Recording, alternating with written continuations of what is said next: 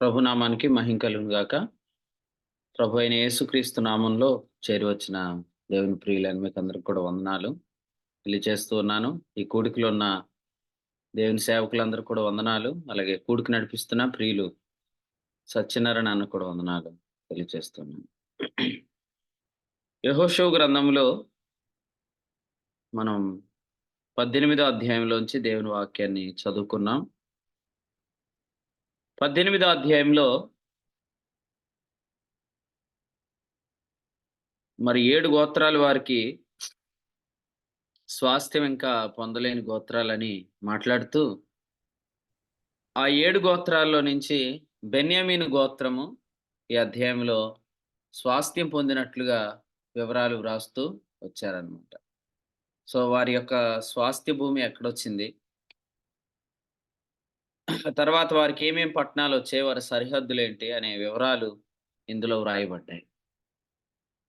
యెహోషువ గ్రంథం 18వ అధ్యాయంలో మనము మొదటి వచనంలో ప్రత్యక్షపు గుడారం వేసిన సందర్భాన్ని గూడా మనం జ్ఞాపకం చేసుకుంటూ ఉన్నాం. యొర్దాను అద్దరిన రూబేనీయులు, గాదీయులు, మనష్షే అర్థగోత్రపు వారు స్వాస్థ్యాన్ని పొందారు. వారు మోషే ఉన్నప్పుడే అమోరీయులైన ఇద్దరు రాజులను జయించి, ఆ ఓగు అలాగే సీహోనుకు కలిగిన ఆ భూభాగాలను వారు స్వాస్థ్యంగా పొందారని ఇందులో మరలా ప్రస్తావించుకుంటూ వచ్చారు 7వ వచనంలో. అలాగే ఇంతకుముందు మనం ధ్యానం చేసినట్లు యెహోషువ గ్రంథం 15వ అధ్యాయంలో యోధా వంశస్థుల స్వాస్థ్యం గురించి, 16వ అధ్యాయంలో యోసేపు పుత్రుల స్వాస్థ్యం గురించి మనము చూస్తూ ఉన్నాం. 18వ అధ్యాయంలో యోదాకు మరియు యోసేపుకు మధ్యలో బెన్యామీనుకు స్వాస్థ్యము కలుగుట మనం ఇక్కడ చూస్తూ ఉన్నాం. బెన్యామీల గోత్రములకు వారి వంశముల చొప్పున వంతు చీటి వచ్చెను. 11వ వచనం. వారి చీటి వలన కలిగిన సరిహద్దు యోధా వంశస్థుల సరిహద్దునకును, యోసేపు పుత్రుల సరిహద్దునకును మధ్య ఉండెను అనే మాట ఇక్కడ చూస్తూ ఉన్నాం. సో, బెన్యామీను ఎప్పుడు స్వాస్థ్యం పొందాడు అనేది ఇక్కడ మనం ధ్యానం చేయొచ్చు. ప్రత్యక్షపు గుడారం వేసిన తరువాత 2వ వచనంలో స్వాస్థ్యములు పొందని 7 గోత్రముల గురించి మాట్లాడుతూ వచ్చాడు. ఆ తరువాత వారు ఎందుకు తడవు చేస్తున్నారని వారిని అడిగి, ఆ తర్వాత వారిని ఒక్కొక్క గోత్రానికి ముగ్గురుగా వారిని పంపించి వివరాలు రాసుకొని రమ్మని చెప్పాడు. యోసేపు పుత్రులు లేదా యోసేపు పుత్రుల్లోంచి ఎవరైతే స్వాస్థ్యం పొందారో వారు ఎక్కడ ఉండాలో అక్కడే నిలిచుండమని చెప్పాడు. ఆ తర్వాత యోధా వంశస్థులు ఎవరైతే స్వాస్థ్యం పొందారో వారు కూడా తమ సరిహద్దులో నిలిచి ఉండండి. మీరైతే వెళ్ళండి. వెళ్లి వివరాలు రాసుకొని రండి. నేను కూడా ఇక్కడే షిలోహులోనే ఉంటాను.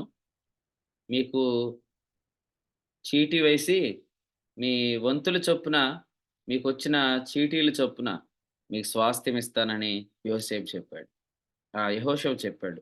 ఆ వివరాలు మనం చదువుకున్నాం. చూడండి, ఇందులో ఆత్మార్థము అలాగే ప్రవచనార్థం కూడా ప్రభు ఆత్మ ద్వారా మనం తెలుసుకుంటూ ఉన్నాం. ముఖ్యంగా మొన్న మనం ధ్యానం చేస్తూ యోధా వంశస్థులు, ఆ తర్వాత యోసేపు వంశస్థులు అనే ఆర్డర్ మనం స్టడీ చేస్తూ వచ్చాం.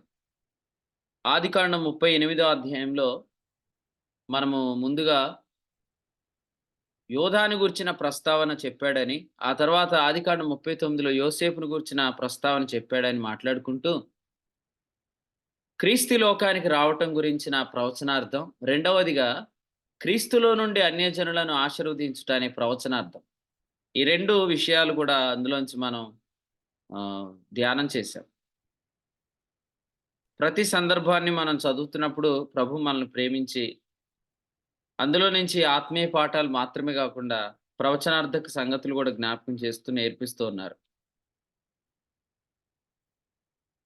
యెహోషువ గ్రంథంలో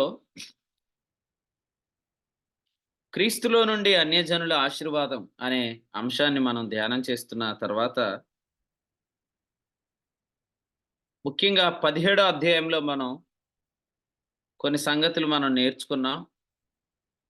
ఈ సంగతుల్లో మనం సంఘములో ఉండవలసిన దేవుని యొక్క వాక్య సువార్త సత్యము అనే క్రమాన్ని గూర్చిన కొన్ని సంగతులు గూడా నిన్నటి దినాన మనం జ్ఞాపకం చేసుకున్నాం. ముఖ్యంగా ఎవరైతే సంఘములో చేర్చబడ్డారో వారి యొక్క స్వాస్థ్యము తమ పురుషునిలోనే ఉందని, తమ పురుషుని హత్తుకోవాలని మనం జ్ఞాపకం చేసుకున్నాం. ఈ సందర్భాన్ని నేను ఎలాగో జ్ఞాపకం చేయాలని ఆశపడుతున్నాను. రక్షించబడిన తర్వాత మనము సంఘములో చేర్చబడుతున్న ఉద్దేశాన్ని మనం చూస్తున్నప్పుడు, ఈ విషయాన్ని మనం గతంలో గూడా ధ్యానం చేశాం.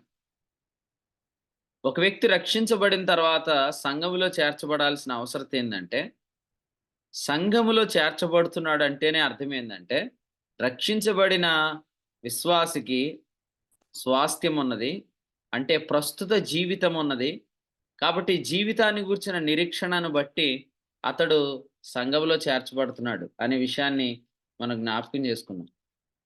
ఎందుకంటే మనము సంఘములో చేర్చబడుతున్నప్పుడు మనం పరలోకంలో కూర్చోబెట్టబడ్డానికి చేర్చబడట్ల.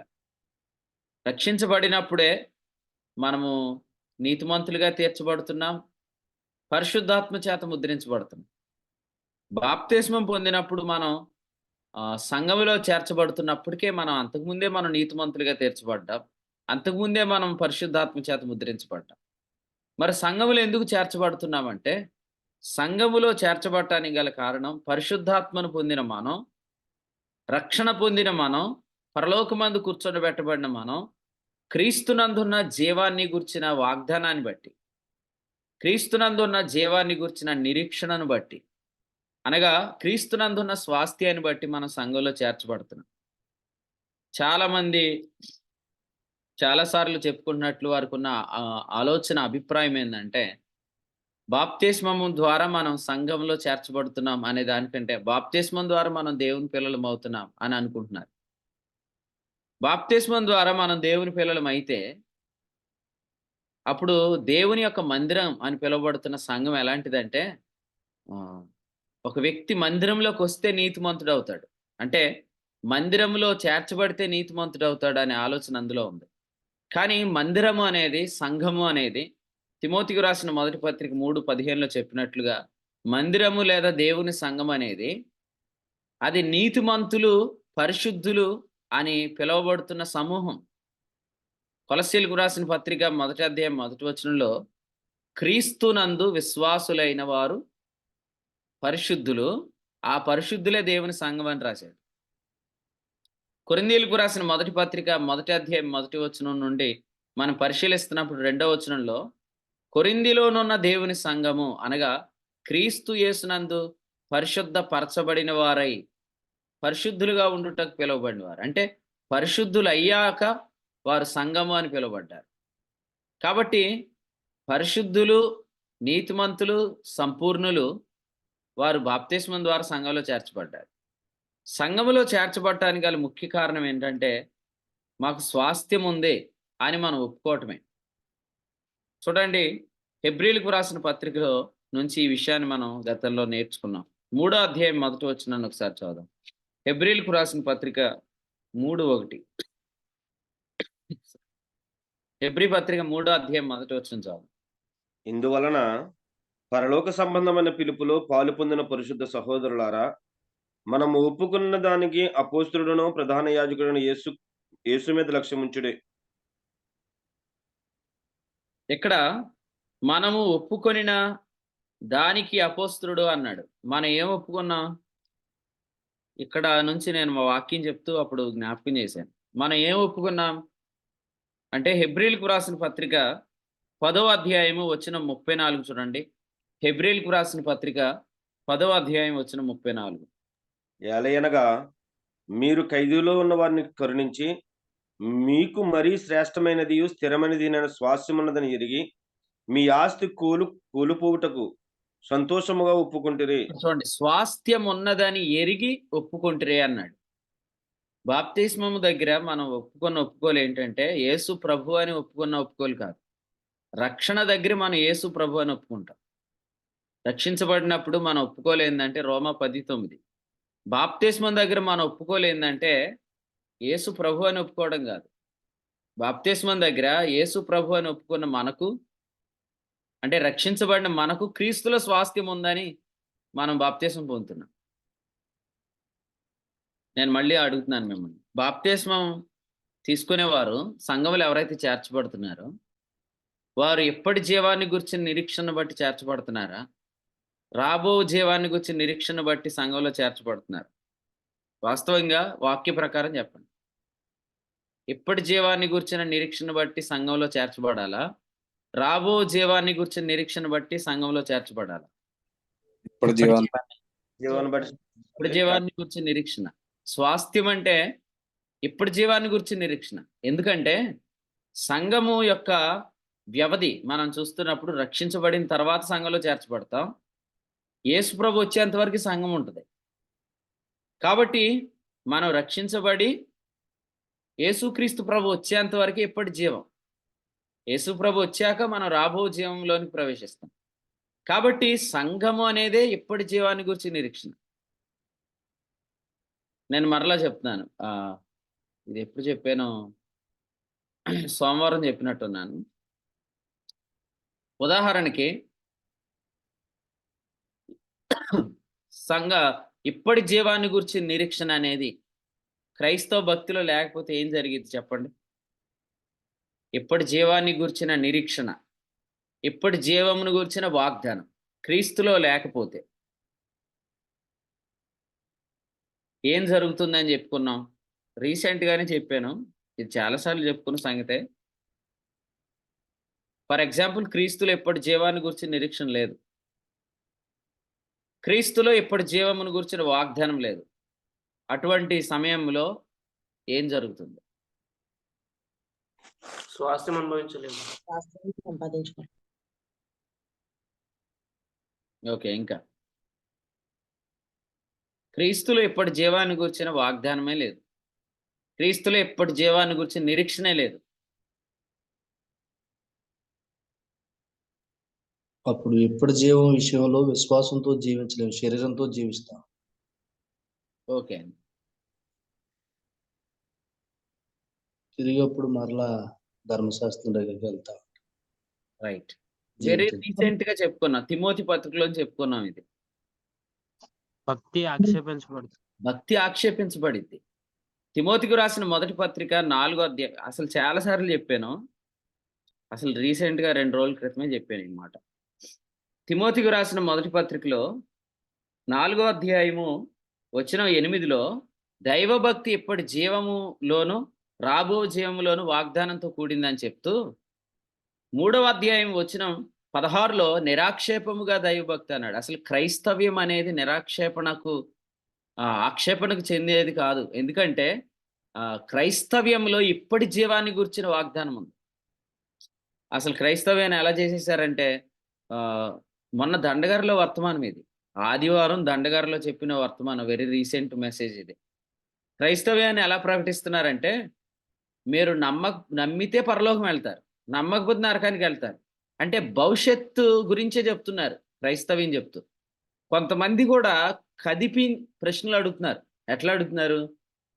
చచ్చిన తర్వాత ఏం జరిగిద్దో చెప్తారేంటయ్యా బాబు, మాకు అప్పులు ఉన్నాయి ఇప్పుడు, మాకు రోగాలు ఉన్నాయి ఇప్పుడు, మా పరిస్థితులు ఇప్పుడు బాగాలేదు, ఇప్పటి విషయంలో మీరేమైనా మాకు సొల్యూషన్ చెప్తారేమో అనుకుంటే మీరేం చెప్తున్నారు?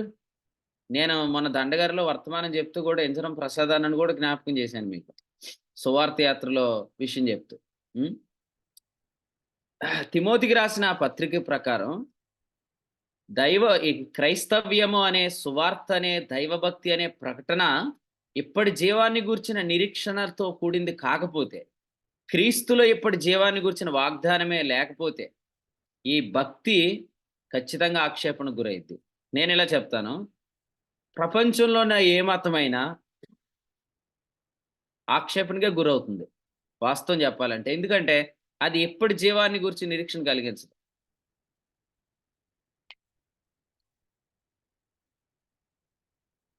నీకో మాట చెప్తాను. మతంలో జీవాన్ని గురించి నిరీక్షణ ఎందుకు లేదు చెప్పండి? మతంలో జీవాన్ని గురించి నిరీక్షణ ఎందుకు లేదు? మతము జీవమును గురించిన వాగ్దానం ఎందుకు కాదు? మతములో జీవాన్ని గురించి నిరీక్షణ ఎందుకు లేదు? దానిలో ఇప్పుడు జీవాన్ని కూర్చున్నటువంటి వాగ్దానం లేదండి. నేను అదే అడుగుతున్నా, జీవాన్ని గురించిన వాగ్దానం ఎందుకు లేదు మతంలో? జీవాన్ని గురించిన నిరీక్షణ ఎందుకు లేదు మతంలో? మతంలో ఆ జీవాన్ని చేరుకోవడానికే ప్రయత్నిస్తున్నాడు కదండి. ఈ విశ్వాసం శరీరంతో చేస్తున్నారు కదా. ఓకే, శరీరంతో ఆచరిస్తున్నారు. అందులో దేవుని ప్రేమ లేదండి. కాదండి. ఓకే, దేవుని ప్రేమ లేదు. నీతి కూడా దాని వల్లే కలగాలి కదా. మతంలో జీవాన్ని గురించిన నిరీక్షణ లేదు. అది జీవాన్ని గురించిన వాగ్దానం కాదు కాబట్టి దానివల్ల నీతి కలగట్లేదు అని ఫైనల్ పాయింట్ అది. అంటే ఇది జీవింప చేయ శక్తి కలిగింది కాదు కాబట్టి నీతి కూడా మతం వల్ల కలగట్లేదని తర్వాత పాయింట్ చెప్తాం. అసలు ఈ మతం ఎందుకు జీవింప చేయట్లేదు అంటే అక్షరం చంపేది కదా. మీరు ప్రేమ గురించి మాట్లాడేస్తున్నారు, మతం అంటే ఇంకా ఎక్కడికి వెళ్ళిపోతున్నారు. అసలు అక్షరం అంటేనే చంపేది కదా. అందులో జీవాన్ని గురించి నిరీక్షణ ఏంటంటే అక్షరము చంపును. భానుశ్రీ అన్న చెప్పిన తర్వాత పాయింట్ అది చెప్తే సరిపోద్ది. దాన్ని శరీరంతో ఆచరించాలా. శరీరంతో ఆచరించినప్పుడు ఏం జరిగింది? రోమ 7:9 అది చంపుతుంది కదా. చంపేదానిలో నిరీక్షణ ఏంటి? కానీ అది ఆక్షేపించబడట్లేదు. అదేమో పుస్తకాల్లో ప్రచురించబడి పంచిపెట్టబడుతుంది, టీవీల్లో ప్రకటించబడుతుంది. భారతదేశం అంతా కూడా చంపేదానిని చాలా ధైర్యంగా ప్రకటిస్తున్నారు. జీవాన్ని గురించి నిరీక్షణ ఏమో ప్రకటించలేకపోతున్నారు. ఎందుకు? ఈ చెప్పేవాళ్ళంతా రాబో జీవం అనే దాని మీద మైండ్ పెట్టారు కానీ అసలు ఇది ఇప్పుడు జీవింపజేయగలదని వీళ్ళు ధైర్యంగా చెప్పట్లేదు. ఎందుకు? వీళ్ళకి అందరికీ పీడీ ఎఫెక్ట్ బాగా తగిలింది. ఆ ఎఫెక్ట్ ఏంటంటే మనం క్రీస్తునందు ఈ జీవితకాలం మట్టుకే నిరీక్షించిన ఎడల దౌర్భాగ్యం అనే రెఫరెన్స్ని వీళ్ళు ఏం చేశారు? అసలు ఇప్పుడు క్రీస్తునందు మనం ఏం నిరీక్షించకూడదని దాన్ని ఇంటర్ప్రిట్ చేసేసారు. అందుకనే ఏం చేస్తున్నారు? ఎక్కడికి వెళ్ళినా మీరు ఇప్పుడేం ఆలోచించుకోవద్దు, ఈ అప్పులు ఉంటాయి, ఈ రోగాలు ఉంటాయి, నువ్వు అప్పుల కోసం రోగాల కోసం దేవుడి దగ్గర రాకో, నీ సమస్యల కోసం రాకో, వీటిని తీర్చడానికి దేవుడు లేడంటారు.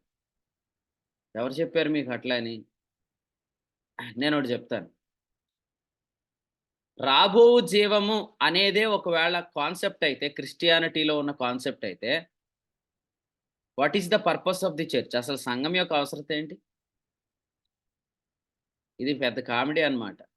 అంటే సంఘం ఎప్పటి నుంచి ఎప్పటి వరకు ఉంటుందంటే రక్షించబడిన తరువాత యేసుప్రభు వచ్చేలోపు. మరి రక్షించబడిన తర్వాత యేసుప్రభు వచ్చేలోపు నువ్వు క్రీస్తునందు ఏమి నిరీక్షించొద్దంటే what is the need of the church? ఆ సంఘం యొక్క అవసరత ఏముంది? అందుకనే వీళ్ళకి సంఘం యొక్క అవసరత అర్థం కాలేదు కాబట్టి వీళ్ళు చర్చిని బైపాస్ చేస్తున్నారు. నేను గత వారం రోజులుగా ప్రభు ఆత్మ ఇదే సంగతి మాట్లాడుతున్నాడు మనతో. మీరు గుర్తుపడుతున్నారు లేదు ఆత్మ నడిపింపుని. సంఘం యొక్క అవసరత వీళ్ళు బైబిల్ కాలేజెస్తో రీప్లేస్ చేసేసారు. సంఘాన్ని చాలామంది ఎలాగంటే వారి యొక్క టాలెంట్స్ ప్రదర్శనశాలు చేసేసారు. కొంతమంది ఆరాధన అంటే వాళ్ళకి గుర్తొచ్చేది ప్రసంగాలే.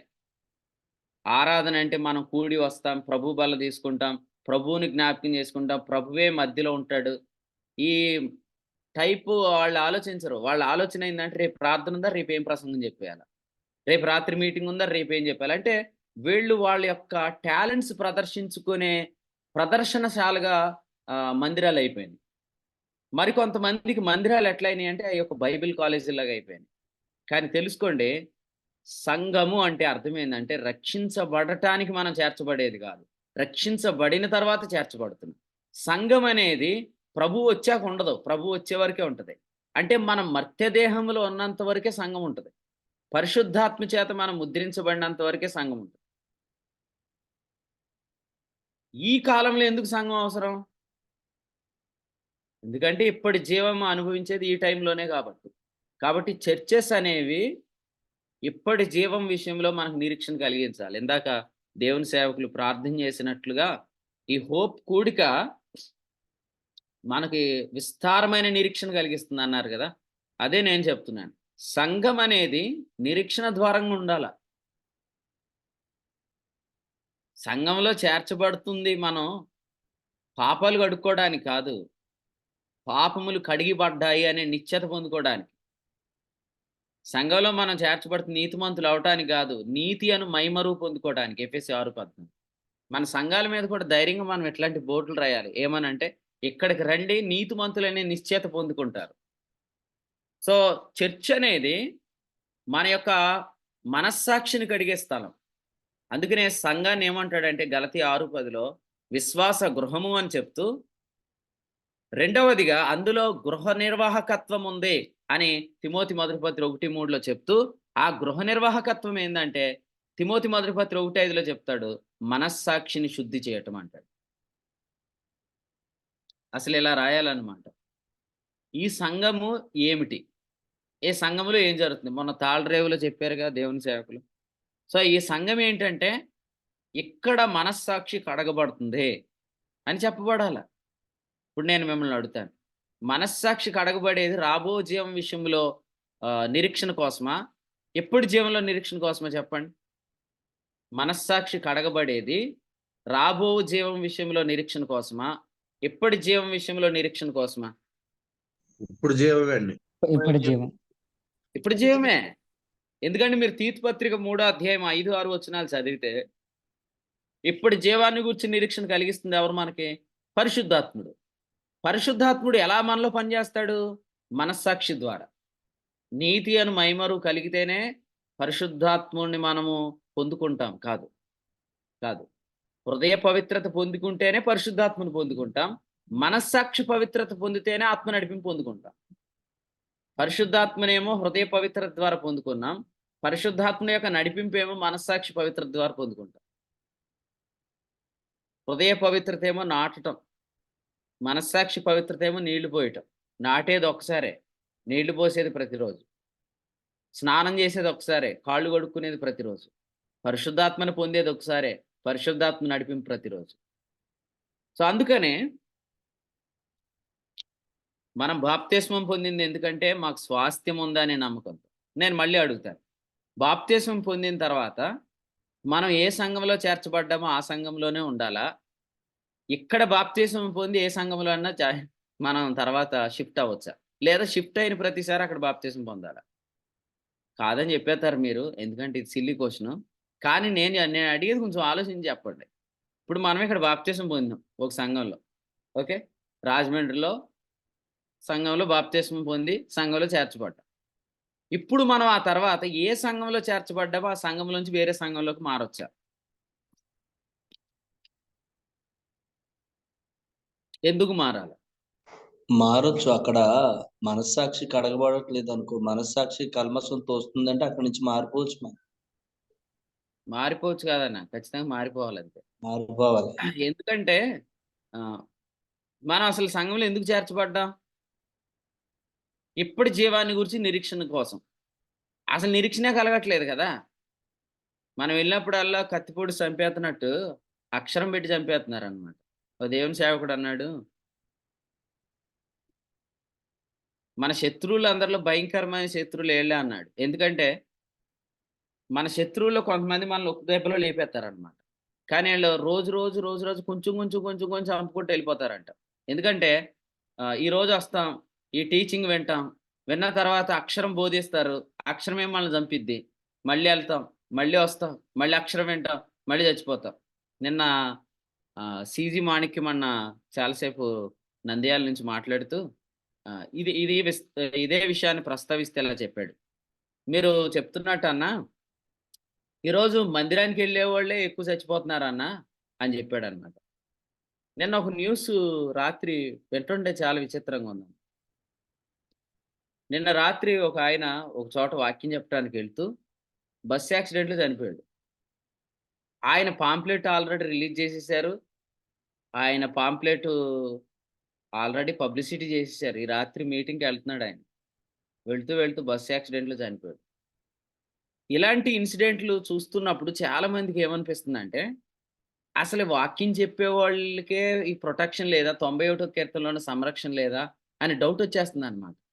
నేను ఇలా చెప్తాను. 91వ కీర్తనలో ఉన్న ఏ వచనం మీ జీవితాల్లో నిరర్థకం కాదు. 91వ కీర్తనలో ఉన్న ఏ వచనం కూడా మీ జీవితంలో నిరర్థకం కాదు. ఎప్పుడంటే మీరు స్వాస్థ్యమును నిర్లక్ష్యం చేయకపోతే అంతే. స్వాస్థ్యం నిర్లక్ష్యం చేస్తే మీరు ఎలా కాపాడబడతారు? ఇప్పుడు స్వాస్థ్యం అంటే ప్రస్తుత రక్షణ. పాపక్షమాపణ అంటే పాస్ట్ సాల్వేషన్. తర్వాత దేహ విమోచన అంటే భవిష్యత్తు రక్షణ. ప్రస్తుత రక్షణ ఏంటి? స్వాస్థ్యం. స్వాస్థ్యాన్ని ఇచ్చేది సంఘం. సంఘంలో టీచింగ్ సరిగ్గా లేకపోతే యాక్సిడెంట్లు అవ్వకుండా ఏముంటుందండి? అంత గ్యారంటీగా మనం చెప్పొచ్చు బ్రదర్ అంటే 100కి 1000% చెప్పొచ్చు. నువ్వు సరైన సంఘానికి వెళ్తే నీకు ఎటువంటి ప్రమాదం జరగదు. మేము అయితే ఇప్పుడు నుంచి ఎటువంటి ప్రమాదం జరగకుండా ఉంటాను, మందిరంలోకి వెళ్ళి కూర్చొని ఫ్యాన్ కింద నిద్రపోకూడదు. అలాగే ఎవరు చెప్పారు? ఈ మందిరంకి వెళ్తే యాక్సిడెంట్లు అవ్వంట అని వెళ్ళి ఫ్యాన్ కింద నిద్రపోతే యాక్సిడెంట్ అవ్వకుండా ఏమి ఉండదు. ఏ తెగులు నీ గుడారాన్ని సమీపించదని వాగ్దానం ఏమి నెరవేరకుండా ఉండదు. ఆచార భక్తి కాదు. వినండి, ఈ ఈ సంఘానికి వెళ్తుంటుంటే ఇప్పటి జీవాన్ని గురించి నిరీక్షణ కలుగుతుంది. ఇప్పుడు జీవాన్ని గురించి నిరీక్షణ ఏం చేస్తుంది? ఆ జీవంలోనికి ప్రవేశపెడుతుంది. ఆ జీవాన్ని మనం జీవిస్తున్న దినాల్లో దేహాన్ని కాపాడాల్సింది ఆయనే, ప్రాణాన్ని కాపాడాల్సింది ఆయనే. మన పిల్లల్ని అందరి పిల్లల్లా చూడకూడదు. మన పిల్లల్ని చూస్తున్నప్పుడు వాళ్ళ దేహం కానీ వాళ్ళ ప్రాణం కానీ మనము వాస్తవంగా ఎక్కువ ప్రేమిస్తున్నట్లు అగుపడతాం. కానీ మనం ఎక్కువ ప్రేమించాల్సింది వారి దేహం ప్రాణం కాదు, వాళ్ళ జీవాన్ని. జీవము అంటే అది వాగ్దానాలు. వారి విషయంలో మనం తీసుకున్న ప్రామిసెస్ ఏంటి, వారి విషయంలో దేవుడు మనకిచ్చిన వర్తమానం ఏంటి, ఆ దేవుడు నెరవేరుస్తాడు. ఆ నెరవేర్పు కొరకు పిల్లల్ని చూస్తున్నప్పుడల్లా మనకు ఆ ప్రామిసెస్ గుర్తు రావాలి. ఆ ప్రామిసెస్ అనేవి మన దగ్గర ఉంటే దేహానికి ప్రాణానికి కావాల్సిన రిపేర్స్ అన్ని కూడా టైం టు టైం ఆయన చేసుకుంటూ వెళ్ళిపోతాడు. ఇప్పుడు మీదటికి మరలా వస్తాను, నీ కుమారుడు కలుగుతాడని శారాతో చెప్పిన వాడే శారా గర్భాన్ని బాగు చేశాడు, అబ్రహాముకు యవనాన్ని ఆయన కలిగించాడు. కాబట్టి పిల్లల విషయంలో సారిసారిగా పిల్లలకి జలుబు చేసేస్తుంది, దగ్గు వచ్చేస్తుంది, ఫీవర్ వచ్చేస్తుంది అని మీరేం భయపడొద్దు. వాళ్ళ విషయంలో దేవుడు నీతో ఏం మాట్లాడుతున్నాడు, వాళ్ళని ఎలా పెంచమంటున్నాడు, వాళ్ళని ఏం చేయాలని దేవుని ఆత్మ నడిపిస్తున్నాడు, ఆ వర్తమానం మన దగ్గర ఉంటే ఆటోమేటిక్గా కొన్ని రోజులు అంటే సిరప్లు వేస్తాం, కానీ ఇంక మళ్ళీ ఆ రోగం రాకుండా కూడా ప్రభు కాపాడుతాడు. ఏ తెగులు నీ గుడారమున సమీపించదు, నీకు అపాయం ఏమీ రాదు. కాబట్టి 91వ కీర్తనలో ఉన్న ప్రొటెక్షన్ అనేది చాలా మందికి అసాధ్యం అనిపిస్తుంది. ఎందుకంటే ఇటువంటి ఇన్సిడెంట్లు చూస్తున్నారు కదా, సేవకులే ఇలాగ అయిపోవటం చూస్తున్నారు కొంతమంది. కాబట్టి 91వ కీర్తనలో ఉన్న ప్రొటెక్షన్ మనకు లేదని చెప్పి కొంతమంది వ్యాఖ్యానం ఏం చేస్తున్నారంటే అది యేసు ప్రభుకు సంబంధించింది అంటున్నారు. అంటే యేసుక్రీస్తు ప్రభుకి ఎలా సంబంధించిందండి? యేసు ప్రభుకి ఏ తెగులు నీ గుడారం సమీపించదని మీరేమన్నా జనవరి 1 కానీ ప్రామిస్ కోడ్ రాసిస్తారేంటి? అది యేసు ప్రభుకి ఎందుకు సంబంధించిందని చెప్పేస్తున్నారంటే అక్కడున్న సంభవాలు మనకి కలుగుతాయా అనే డౌట్ వీళ్ళకి వచ్చేసింది అనమాట. ఎందుకంటే వాడు దాన్ని ఎక్స్పీరియన్స్ చేయట్లేదు కదా. కొరింథీయులకు రాసిన మొదటి పత్రిక 2లో అంటాడు, ఆత్మ సంగతులు ఆత్మానుభవము చేతనే వివేచింపదగును అంటాడు. ఆత్మానుభవం లేకపోతే ఏం జరిగిద్ది? ఆత్మ సంగతులను మనం వివేచించలేం. అందుకని వాటిని అపార్థం చేసేస్తాం.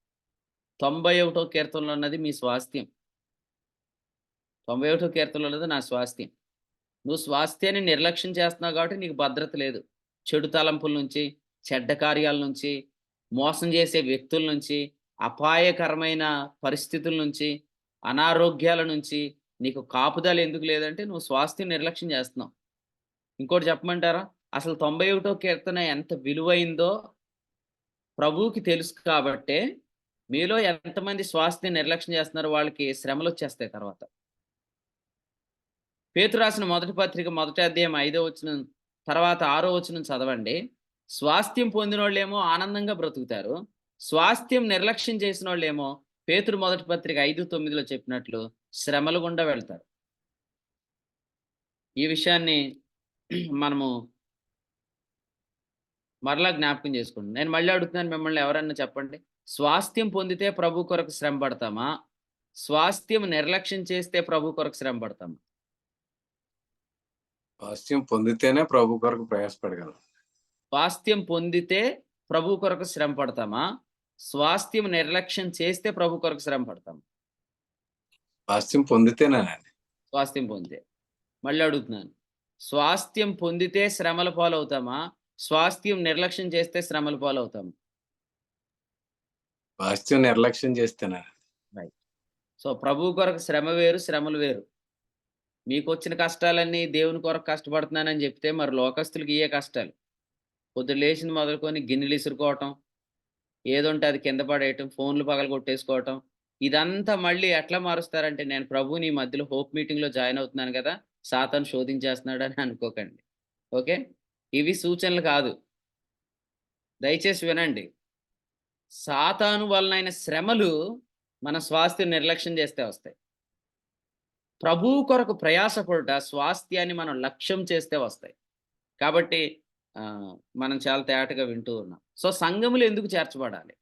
సంఘములు ఎందుకు చేర్చబడ్డాము అంటే, ఇప్పటి జీవాన్ని గురించిన వాగ్దానం ఉంది కాబట్టి చేర్చబడ్డాం.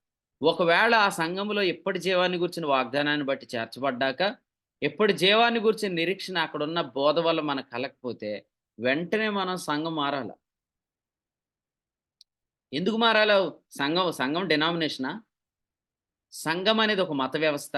మీరు మా దగ్గరే ఉండండి. అందుకని చూడండి, సంఘములో మత వ్యవస్థ ఉంది కాబట్టే మీరు ఎక్కడి నుంచి ఎక్కడికి వెళ్ళినా చచ్చిపోతారని చెప్తారు. మీరు ఎక్కడి నుంచి ఎక్కడికి వెళ్ళినా మీకు ఏదో అయిపోద్దని చెప్తారు. ఈ భయాలు ఎందుకు పెడుతున్నారు? ఇప్పుడు సంఘం యొక్క సరిహద్దులు చూడండి. మీరు సంఘం యొక్క సరిహద్దులు ఎలా రాశాడో ఒకసారి చదవండి మీరే. రోమీయులకు రాసిన పత్రిక 8వ అధ్యాయం. రోమీయులకు రాసిన పత్రిక 8వ అధ్యాయం వచనం 9 చదువుదాం. రోమా పత్రిక 8:9. దేవుని ఆత్మ మీలో నివసించి ఉన్న ఎడల మీరు ఆత్మ స్వభావము గలవారే గాని శరీర స్వభావము గలవారు కారు. ఎవడైనను క్రీస్తు ఆత్మ లేనివాడైతే వాడాయన వాడు కాడు. ఈ వచనంలో దేవుని ఆత్మ మీలో ఉంటే మీరు ఆత్మయందు ఉన్నారు, శరీరమందు లేరు అన్నాడు. ఆత్మయందు అంటే సరిహద్దులు ఎలా ఉంటాయి? శరీరమందు అంటే శరీరమందు అంటే బౌండరీస్ ఉంటాయి. ఆత్మయందు అంటే బౌండరీస్ ఉండవు అన్నమాట. అందుకనే సూపర్ అబౌండింగ్ గ్రేస్ అన్నాడు. అంటే పరిమితులు లేని కృప, రోమా 5:21. అపరిమితమైన మహత్యం అన్నాడు, ఎఫెసీ 1:17లో. మీరు ఆలోచన చేయండి, ఈరోజు సంఘంలో కొంతమంది గీతలు గీసేశారన్నమాట. మా ఊర్లో అయితే విచిత్రం ఏంటంటే, కొంతమంది పిల్లలు ఒక నిర్ణయం చేసుకున్నారనమాట. మన అమ్మాళ్ళు ఎలాగ ఈ మందిరానికి వెళ్తున్నారు కదా, మనం ఆ మందిరానికి వెళ్దాం, వెళ్తే వాక్యం నేర్చుకొని బాగా జీవించవచ్చు అక్కడికి వెళ్తే అని వస్తున్నారనమాట. అప్పుడు ఏం చేశారంటే ఒక చిన్న ప్లాన్ వేశారనమాట. తల్లి ఒక చోటకి పిల్ల ఒక చోటకి వెళ్ళకూడదు, మనం తల్లి సంఘాన్ని వదలకూడదని పెట్టారనమాట. పెట్టి మొత్తానికి వచ్చే పిల్లలందరినీ చిన్న చిన్నగా ఆపారనమాట. ఆపిన తర్వాత మళ్ళీ అందరూ ఇప్పుడు మందు సీసాలు పట్టుకొని, సిగరెట్లు పట్టుకొని, మొత్తం గుట్కాలు నములుకుంటే పిల్లలందరూ పాడైపోయారు. ఇప్పుడు నన్ను పిలిచి అంటారు, ఒకప్పుడు నువ్వు పిల్లలందరినీ గ్యాదర్ చేసావు కదమ్మా, అలా మా వాడిని మీ మందిరం తీసుకెళ్ళిపో అంటున్నారు. ఇప్పుడు ఇంకా వాళ్ళు మన దగ్గరికి ఏమవుతారు? ఆడు మందు షాప్ దగ్గరే వందనాలు చెప్పేస్తున్నాడు కనపడితే. ఇంకా ఆడు అలా తయారైపోయాక వాడిని రమ్మంటే ఏమవుతాడు? ఇక ఒకప్పుడేమో వాళ్ళు వస్తుంటుంటే తల్లి ఒక చోటికి పిల్ల ఒక చోటికి వెళ్ళకూడదు, ఈ తల్లి సంఘం వదలకూడదు అని చెప్పారు. ఇప్పుడు మొత్తం పాడైపోయిన తర్వాత అలాగూ చాలామంది సంఘాలలో సేవకులు అనేవాళ్ళు సంఘాలను మత నిలయాలుగా చేసేసి ఇప్పుడు ఏం చేశారంటే వాటిలో కొన్ని సరిహద్దులు గీసేశారన్నమాట. మన సంఘాలు అలా ఉండవు, మీరు ఏ టైంలోనన్నా ఇక్కడ జీవాన్ని గురించిన వాగ్దానం లేదు, జీవాన్ని గురించిన నిరీక్షణ లేదంటే మీరు ఎప్పుడైనా ఏ టైంలో అయినా ఎక్కడికైనా మీరు మారొచ్చు అన్నమాట. అది మీ ఇష్టం. సో అందుకనే మళ్ళీ మీకు సమాధి ఎక్కడ ఉంటుందో మేము చూస్తాం, మీకు సమాధి పెట్టి ఎవరు తెస్తారో మేము చూస్తాం, అయ్యేమనకండి. ఒకవేళ ఎవరన్నా అంటే మీరు ఇలా చెప్పండి, మేము బెన్యామీను తరం, మేము చచ్చిపోయేది లేదు, యేసుప్రభు వచ్చినప్పుడు ఎత్తపడతాం, సమాధి చేయాల్సిన అవసరం లేదని చెప్పండి. ఎందుకంటే దేవుని వాక్యంలో స్పష్టంగా మనం చూస్తున్న సంఘం అనేది పిరికితనాన్ని కలిగించి సరిహద్దులు గీసేదిగా ఉండకూడదు అన్నమాట. సో అందుకనే మనం ఏ టైంలో అయినా సంఘంలో నుంచి మరొక సంఘంలోనికి మారుతాము. ఎందుకంటే అసలు మనం బాప్తిసం తీసుకున్నది ఉద్దేశం ఏందంటే సంఘంలో చేర్చబడటానికి. ఒక డినామినేషన్‌లోనో, ఒక సరిహద్దుల్లోనో, మనుషులు కల్పించే పద్ధతుల్లోనో మనం చేర్చబడలేదు. నెక్స్ట్ పాయింట్ ఏందంటే, మనం ఇప్పుడు చదువుకున్న గ్రంథంలో, యెహోషువ గ్రంథంలో స్వాస్థ్యం ఉన్నదని మనం సంఘంలో చేర్చబడ్డాం. తర్వాత ఇప్పుడు మనం చదువుకున్న దానిలో షిలోహులో ప్రత్యక్ష గుడారం అనే అంశంలో మనం చూస్తున్నప్పుడు సంఘములో ఉన్న విశ్వాస సంబంధమైన దేవుని ఏర్పాటు గురించి మనం ధ్యానం చేస్తూ వస్తున్నాం. హగ్గై గ్రంథంలో గాని, జకరియా గ్రంథంలో గాని, అలాగే ఇప్పుడు మనం చదువుకున్న వాక్య భాగంలో గాని, ఆధ్యాత్మికంగా దేవుని పిల్లలు వాళ్ళు అభివృద్ధి చెందట్లేదంటే సంఘములో, దానికి గల కారణం సంఘం నిర్మించబడట్లేదని దాని అర్థం. ఇప్పుడు ఒక వ్యక్తి సంఘానికి వస్తున్నాడండి. ఈ సంఘంలో అనుదినం దేవుని కృపను వింటున్నాడు. కంటిన్యూయస్‌గా గ్రేస్ ఫాలో అవుతున్నాడు. హెబ్రీ పత్రిక 6వ అధ్యాయం 6, 7 ప్రకారం. కానీ అతడు వర్ధిల్లట్లేదు. అలాంటి సిట్యుయేషన్ ఉంటదా? అంటే ఖచ్చితంగా ఉండదు. మీరు చూడండి, హెబ్రీయులకు రాసిన పత్రికలో హగ్గై గ్రంథంలో మొదటి అధ్యాయంలో ఒక విషయాన్ని చెప్తూ వచ్చాడు. హగ్గై గ్రంథం మొదటి అధ్యాయం వచనం 4. ఈ మందిరము పాడై ఉండగా అన్నాడు. ఈ మందిరం పాడై ఉండగా, మందిరము కట్టించుటకు సమయం ఇంకా రాలేదని ఈ జనులు చెప్పుచున్నారు. మందిరం పాడైంది అని రాశాడు ఇక్కడ. నేను దీన్ని ఇలా చెప్పాలనుకుంటున్నాను. సంఘం పాడైంది అనుకోండి. తిమోతి మొదటి పత్రిక 3:15 ప్రకారం సంఘము పాడైంది అనుకోండి. అప్పుడు సంఘములో ఉన్న విశ్వాసి కూడా ఒక ఇల్లే. విశ్వాసి యొక్క జీవితం కూడా ఒక ఇల్లే. హెబ్రీ 3:6 ప్రకారం. కాబట్టి విశ్వాసి కూడా తన జీవితంలో అతడు ఇంటిగా కట్టబడ్డాడన్నమాట. సంఘం నిర్మించబడకపోతే ఒక వ్యక్తి కూడా తన జీవితంలో నిర్మించబడు. ఎంత ఆశ్చర్యకరమైన విషయం అంటే, రాత్రి మేము భీమవరం వెళ్తున్నప్పుడు ఓ సహోదరుడు ప్రతి కూడికి వస్తాడు, వాక్యం వింటాడు, చాలా చక్కగా కృపలో వర్ధిల్లుతున్నాడు. ఆ సహోదరుడు మాట్లాడుతూ ఒక 60,000 ఎక్కడో అప్పు తీస్తే దానికి సుమారు 1,20,000 వడ్డీ కట్టాను. ఇంకా 60,000 అలాగే ఉందని చెప్తున్నాడు. మాట్లాడుతున్నాడు అన్నమాట. ఇలా మాట్లాడుకుంటూ ఒకేసారి అన్నాడు, కానీ అప్పులన్నీ తీరిపోయే సొల్యూషన్ నాకు దొరికిందన్నాడు. మన నుంచి అంటున్నాడు, కానీ రాత్రి దాన్ని చెప్పాడన్నమాట. నిజంగా తన లైఫ్‌లో దేవుడు ఎన్నో అద్భుతాలు చేస్తున్నాడన్నమాట. తన కృపను వినటం, కృపను ఫాలో అవ్వటం వల్ల ఎన్నో మిరాకిల్స్ అన్నమాట. అయన్నీ ఇంతకుముందు నేను చెప్పాను. కానీ రాత్రి ఓ మిరాకిల్ చెప్పాడు. అదేంటంటే మొత్తం అప్పులన్నీ తీరిపోయి ఒక సొల్యూషన్ దొరికింది. అన్నీ తీరిపోతాయి. ఇక ఆయన ప్రశాంతంగా ఉండే దేవుడు ఒక ద్వారం తెరిచాడన్నమాట. అట్లాగనమాట. ఇప్పుడు మనతో వాక్యం వింటున్న వాళ్ళు వాళ్ళ కృపను వింటూ అభివృద్ధి చెందకపోవటం అనేది ఉండదు. నేను మళ్ళీ చెప్తున్నాను.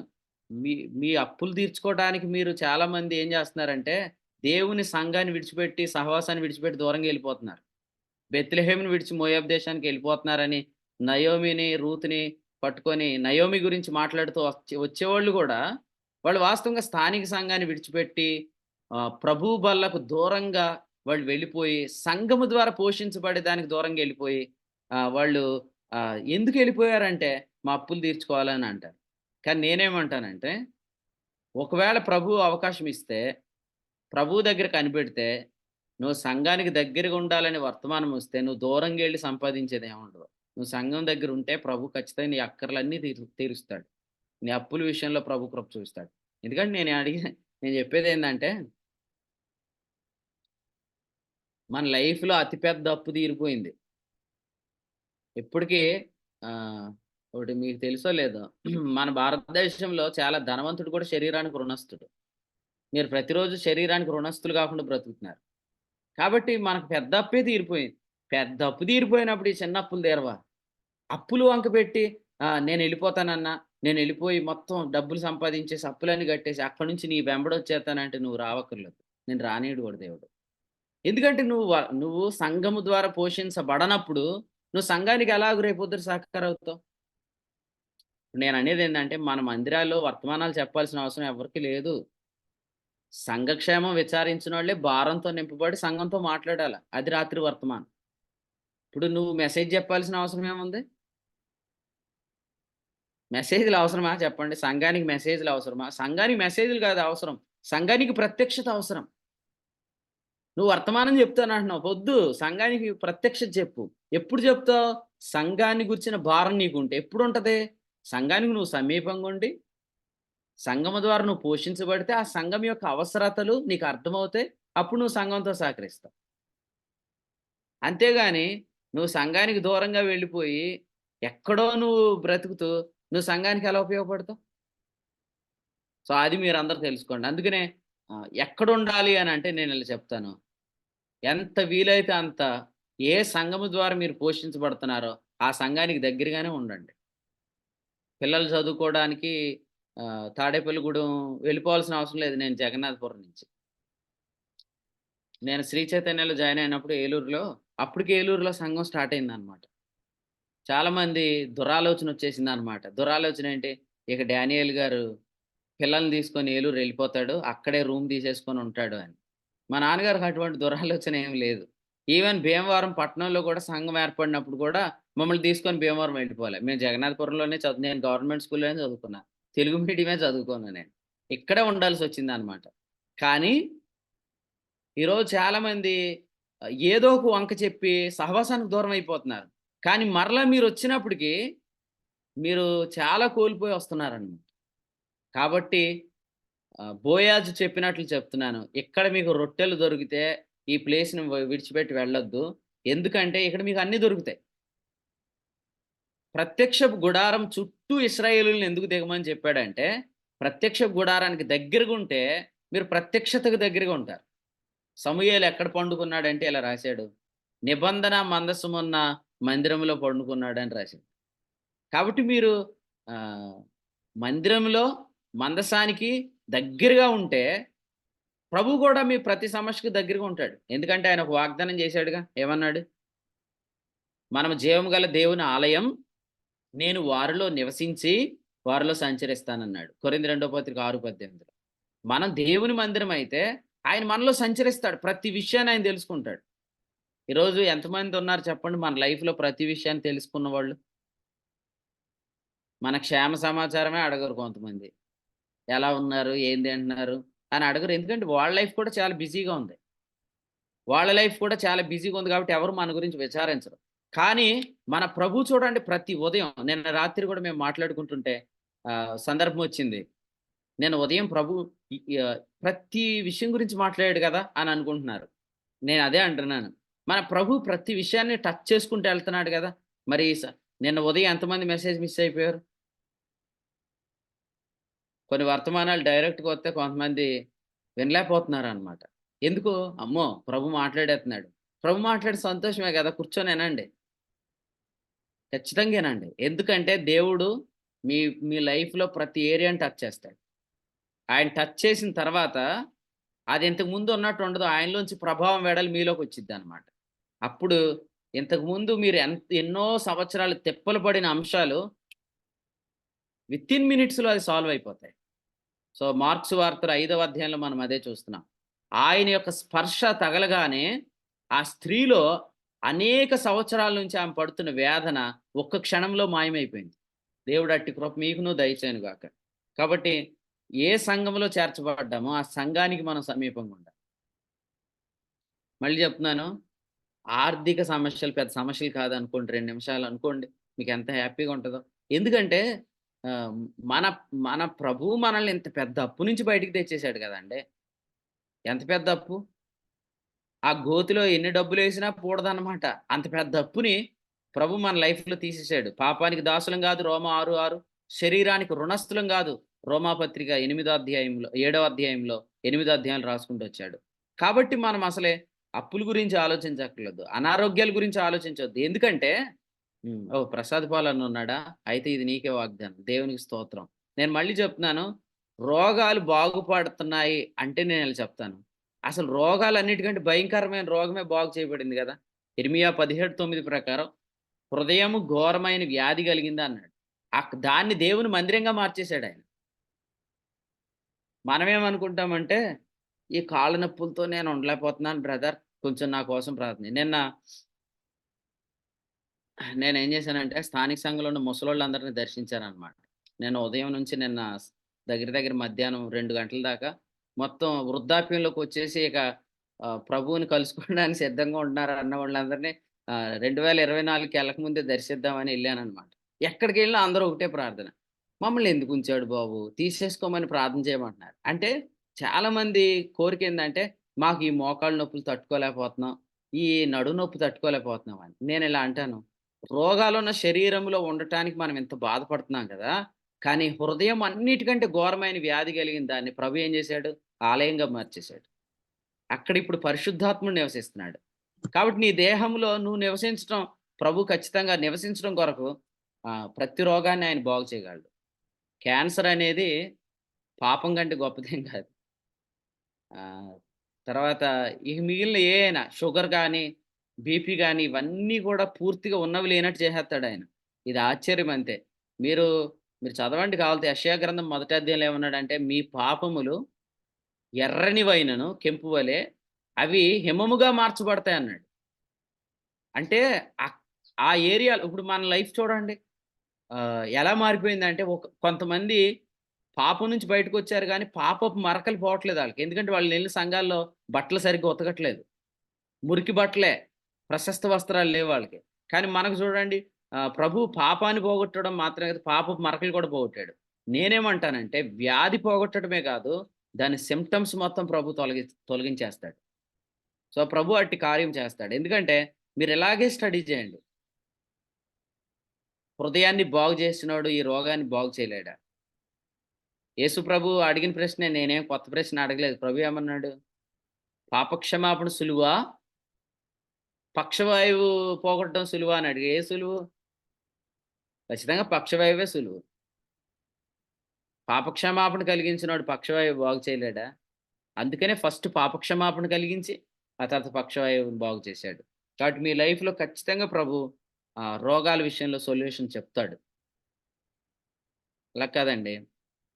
మోయాబు దేశానికెళ్ళిన నయోమి తీసుకొచ్చిన రూతు వాస్తవంగా ఆమె 10 ఏండ్లు తన పెనిమిటితో కాపురం చేసినా ఆమెకు పిల్లలు పుట్టలేదు. కానీ ఆమె బెత్లెహేముకొచ్చిన తర్వాత ప్రభు ఆమె గర్భాన్ని తెరిచాడు. బోయాజుకు, రూతుకు దేవుడు ఓబేదునిచ్చాడు. ఓబేదు ఎవరో తెలుసా? మీరు ఆలోచన చేయండి. పెరెసు వంశస్థుడనమాట. పెరెసు అంటే యోదా, పెరెసు, ఎస్రోము, అమ్మినాదాబు, అరాము, నయస్సోను, సల్మాను, బోయాజు, తర్వాత ఓబేదు అనమాట. అంటే పెరెసు వంశంలోంచి వచ్చాడు. పెరెస్ అంటే బలవంతుల వంశం అని అర్థం. రూత్ ఎవరంటే ఆ పురవాసులే చెప్పారు, ఈమె యవనస్తురాలు. అంటే ఆమెను చూస్తుంటే చాలా యంగ్ లేడీగా కనపడుతుంది. భర్తను కోల్పోయి కుటుంబ పరిస్థితులు ఎంత దిగజారిపోతే ఒక వ్యక్తి ఎలాగుంటదంటే, ఇప్పుడు షుగర్ వచ్చినోళ్ళు కొంతమంది చాలా బలంగా కనపడి చాలా వీక్ అయిపోతారు చూసారా? కానీ ఈమెలో యవ్వనత్వం వచ్చింది. ఈమె గర్భము తెరుచున గర్భవతి అగునట్లు దేవుడు అనుగ్రహించాడు. కాబట్టి మీరు మంచి మందిరానికెళ్తే, మంచి సంఘం దొరికితే పూర్వం మీకున్న రోగాలన్నీ పోతాయి. పూర్వం మీకున్న అప్పుల విషయంలో విడుదల కలిగిద్ది. అంతేగాని అప్పులను అడ్డం పెట్టుకొని మందిరాలకు దూరం అవుతారేంటండి? రోగాలను అడ్డు పెట్టుకొని మందిరాలు మానుకుంటారేంటే? అసలు మీరు మందిరానికొస్తే బాగుపడతారు. ఇది బెతెస్దా కంటే గొప్ప స్థలం గాదా? బెతెస్దాలో దేవదూతలు కదుపుతున్నారు నీళ్లు. ఇక్కడ ఏకంగా పరిశుద్ధాత్ముడే కదుపుతున్నాడు నీళ్లు.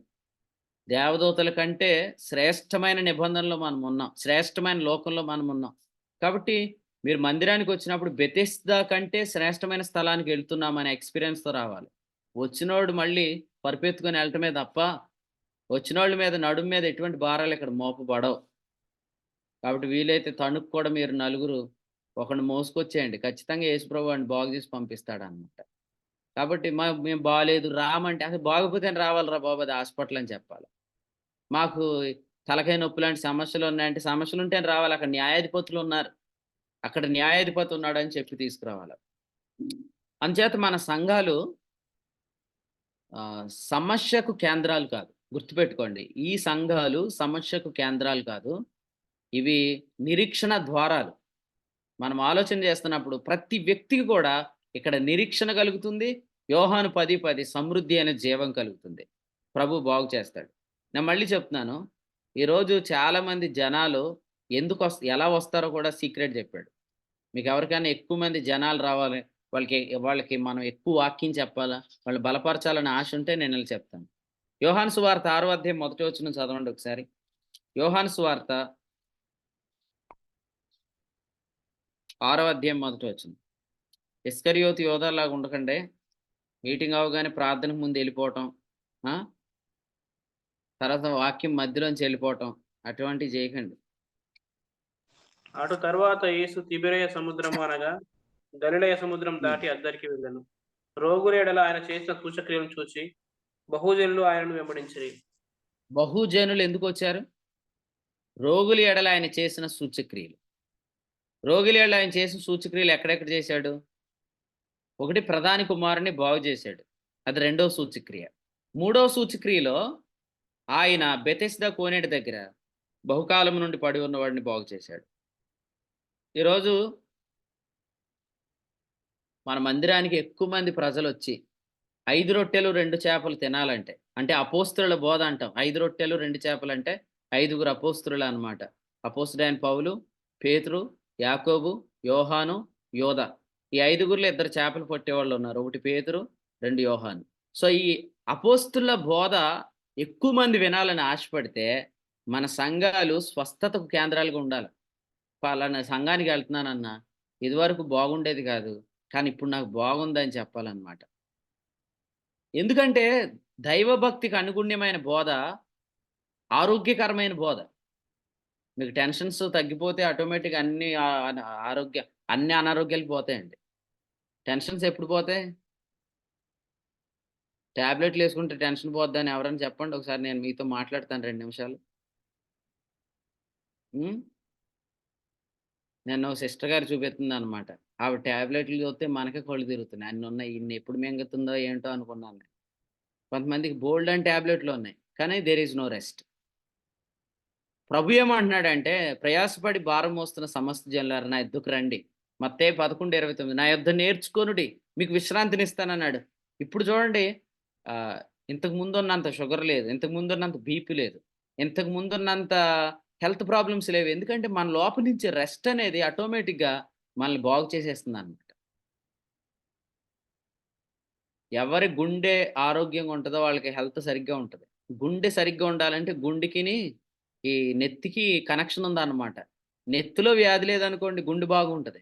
గుండె బాగుంటే అవయవాలన్నీ బాగుంటాయి. నెత్తిలో వ్యాధి బాగు చేసేది కేవలం యేసుప్రభు మాత్రమే. ఎందుకంటే నెత్తి మీద చేసి ప్రార్థన చేస్తాడు అంతే. నెత్తి మీదకి దాని దీవెన వచ్చినని పలుకుతాడు. నడినెత్తిని వ్యాధి పోయిద్ది అనమాట. సో కావలసినంత విశ్రాంతిలోకి రండి. ఆయన రెక్కల క్రింద, ఆయన సప్లయింగ్ హ్యాండ్స్ కిందకి రండి. డిమాండింగ్ హ్యాండ్స్లో ఉండకండి. మీరు ప్రపంచాన్ని ఒక్కసారి చూడండి, సహవాసాన్ని విడిచిపెట్టి చూడండి, ప్రపంచం అంతా మిమ్మల్ని డిమాండ్ చేస్తుంది.